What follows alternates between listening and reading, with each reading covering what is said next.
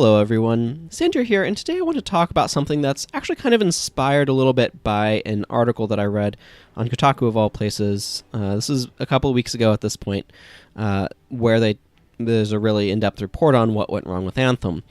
And in that, it kind of brought to mind some particular ideas, one of which is the power of concept art and the visual spectacle of a teaser trailer or whatever to kind of sell us on an idea that doesn't really have any legs to it. And sort of the way that I describe it is there's a sort of heads in the cloud. Let's see, what are the words that I use for this? There's this sense of thinking about wouldn't it be cool? Sort of a wouldn't it be coolism or wouldn't it be cool sort of syndrome, where you kind of think about something and that looks so cool, or wouldn't this be really cool? But what you end up getting is you get this situation where you think about, oh, this would be really cool, but you don't actually think about what it actually would be. So what I'm kind of talking about is, at a high level, it sounds really, really neat, but then you have to kind of figure out how to make it actually happen. You have to get into the guts, the mechanics. So it's an idea, it sounds really cool, or something that looks really cool, but then what are you doing? How does it work? How does it really function? Because the sort of wouldn't it be cool mindset is fundamentally, it's almost kind of like nostalgia, where nostalgia is connecting with the past in a sort of emotional but not fully real way. Whereas this is kind of connecting with the imagination in a similar sort of way. There's nothing real, there's nothing fixed with it. And this kind of got me thinking a little bit further into some of these concepts that can be related to it. In particular, for example, doesn't that place look awesome? And there's something that I've noticed in games, which is that something that looks cool in a game is not the same thing as a place that's really awesome in real life. And the reason for this is what it is like to be in that place. Games are something where our ability to interact with them is both a very real experience, but also a very partial one. For example, right now in the video is me playing Guild Wars 1. I love that world, I love being in that world, I love doing stuff there, but there's a key word there, doing stuff there. It's a really neat place, but I'm not fully inhabiting it. So to kind of break down what I mean by this a little bit, let's kind of examine, when we're playing a game, our presence in the game is necessarily limited to a couple of things. First of all, we're mentally there, we're experientially there. We're psychologically there, we're visually there, and we're auditorially there. That's what I'm looking for. And so we're connected to it in these senses, but we're not connected to it in the true sense of presence, that is physically inhabiting the space. So we're not feeling the effects of the space around us. We're not there environmentally in terms of what we feel with our skin. We're not there for the smells. And so what's happening is that we're partially there, and we're psychologically engaged in it, but we're not fully there, and we're not fully present. And this is a huge difference between a game and real life. So to kind of explain what I mean, I've been playing some Breath of the Wild lately because it's a fun game, it's really cool, but it's also a really beautiful game in my opinion. And so I can go to an area like Terrytown or one of the stables, and it's this is a really cool little place. And if this was real life, if I were really here, I could feel the way the atmosphere feels on my skin. I could, just sit there and enjoy the sunset, the way the environment is moving, the wind running through. But see, a lot of these are experiences of the environment that I don't quite have. I can't just walk up to an NPC and engage in a conversation, right? They have predefined sets of dialogue because it's a game. That's how it works. They can't build, for lack of a better phrase, the most sophisticated chatbot for Link to be able to interact with. How would you even communicate to it, right? And this is where we start getting into these limitations of what a game is. So I'm not there in Hyrule, and yet I'm there in another sense. And so the way that I could interact with that space, where I would just kind of be there, sit there, stand there, or whatever, absorbing the sense of it. So I had some number of years ago the opportunity to travel to Europe. I live in the United States, but I was able to travel to Europe with my family and go to Paris is one of the places we went to.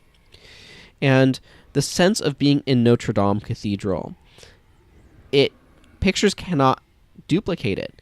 The feeling of physically looking up at the high arches and the ceiling way above you, the feeling of the ancientness of the stones used in the construction. There's something about it that suffuses the atmosphere, sort of the smells of the place, the feeling of the atmosphere. You don't get that sort of sense in games generally. Like, there's not games about being present. They're about doing things. And this is kind of what I'm getting at, is oftentimes when we see a really cool visual in like a teaser or screenshot or something, we think that place looks so cool. But we don't generally play games for places that look cool. I mean, they're great, and they're certainly an absolute part of the gaming experience, and they do matter. But we play a game to play a game. And so it's what we do, what actions we take. What are we doing in that cool spot? So going back to Breath of the Wild, when I'm in a stable, what do I really have to do there? I can't really, like, I can stand there and like move the camera around and kind of look at the environment, but that's like going to an art gallery and looking at a picture. Yeah, you can spend a lot of time doing it, but most people are not going to spend a lot of time just studying a picture in an art gallery. It's kind of a more elaborate version of that, right? It's really cool, but after a while you're kind of like, okay, now what?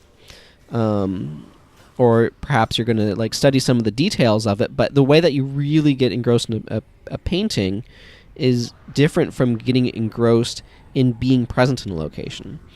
And so when I'm at a stable, what do I have to do? Well, I can do some stuff with horses if I really want to, but most of the time, to be frank, I'm using my motorcycle. And then I can sleep, but there's really only so much of that has any value to do. And it's not like that's any actual game engagement. Like, that's real life engagement to sleep, but in the game it's just like, okay, I do a menu, I pay a guy some trivial quantity of rupees, and then Link wakes up with full health and maybe an extra heart, because 40 rupees is not significantly more than 20 rupees at the stage of the game that I'm in. So, like, I can maybe buy some stuff from Beetle, but his inventory is limited, and all I really want from him are arrows, and they'll sell out super quickly, don't get refreshed very quickly. So there's maybe a few NPCs to talk to, but most of what they have to say I've already seen and doesn't have any relevance to anything that I'm doing. So what we see is, slowly but surely, things are getting whittled down into like, and I can cook, right? But there's only so many meals I can carry at a time. There's only so much purpose to cooking. So fundamentally, I'm limited to maybe being able to buy something from Beetle, maybe cooking something, picking up a few random supplies that might be lying around like wood, and Link sleeping. That's basically what I've got, and none of those take very long. None of those are things that keep me staying there in that area, sort of suffusing the experience of that place. And if I want to, I can slow down and just look around and sort of enjoy the sights and the sounds, but I don't enjoy the full experience of being present there. Which is actually something that we often don't take the time to do in real life either. Like, most of our lives is very mentally engaged. By that I mean we're engaging with the space not as it truly is, but as kind of our mental constructs of the space are. And there is an art to sort of stepping back and sort of being fully present in a space and absorbing the sensory input that you're actually getting. A lot of it is just like, yeah, this is the space, and your brain kind of has at least is my experience in a way, has approximations of the space, and it's like, yeah, that's there, but I don't really see it, I don't really feel it, I don't really experience it. But I can, with some cognitive effort, step outside sort of that mental space that I'm inhabiting, my own brain. So much of my life is lived in my own brain, and not really in the space that I'm in, but I can take the moments, if I choose to do so, to inhabit a space, and that's something that I can't do in a game. Not really. Not in the same way. I can't, absorb the sensation of the sun on my skin, or the breeze, or, the temperatures, or the smells, It's hard to study things in great detail, potentially. And you also can't really converse with anybody. So that whole sense of presence is just not there. And so what this kind of comes down to is, like, I do think games are a real experience. They're real places in many regards, these game worlds. But they're also not the same as real life. They don't have the same way of interacting with them. Our tool set to interact with them is limited. Our tool set to experience them is limited. And so it would be really cool to be able to play a game that is hooked up to, like, within some sort of, like, elaborate VR area that also has the ability to blow wind at us and adjust the temperature and local humidity and release smell particles to simulate scents and different things like that. That would be really cool. But, you know, that's trying to reach towards a recapturing of real life and that ability to be present in a location and to experience it. And so it's just something that's really interesting to think about. It's something that's really important to think about. Like, when designing a game, like, you can think about, okay, what sort of cool spaces can we make? But fundamentally, when you're playing a game, it's about what actions can you actually take. And that set of actions that you can take is more important to what the game actually is than what it looks like. At least in terms of it's what you can do that drives your engagement with the game. And what you can do then becomes a very key part of actually interacting with a space, because you cannot interact with it in the same way that you can interact with a real life space. And so that brings us to kind of like, what are the things that are really cool to do in games? And that's like discover vistas, but that only lasts for a moment. So it's, what can you actually do in the vista that's interesting? What does the game lead you towards doing? And if we want to make games that are about experiencing vistas, then we can do that. But we need to add tools to facilitate interacting with those vistas. We need to set motivations, at least for players like me, set reasons why to interact with the vistas beyond just that's really beautiful. Because it's really beautiful, it does last but only a moment, and then you're like, okay, but now what? At least this is, again, my experiences. And yours might be different. Each person kind of has a different thing that they're looking for, right? But, and kind of what I'm fundamentally getting at is, wouldn't it be cool, or doesn't this look cool, needs to be grounded with the mechanics of what's going to happen. How are we going to interact with the thing that looks cool? How are we going to do the thing that would be cool? How is it going to be made to be cool?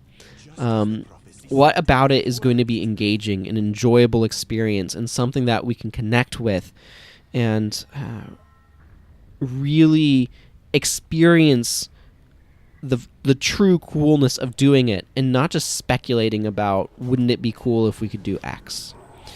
So those are some of my thoughts on this subject. I definitely think it's an interesting thing to think about and to explore. And like I said, I do think game worlds are in many ways real places. Like, to me, Tyria in Guild Wars 1 is a real place that I experience and I want to go back to and I want to spend time in. And it's a place that, at least for now, will continue to be there for me to go to and to visit. But it's also not quite the same as a real-life physical place. And to some extent, that saddens me. On the other hand, it also means it can be constant in a way that real life isn't. And that's wonderful in its own way. So I'm going to go ahead and close up here. And until next time, everyone, take care. Bye-bye.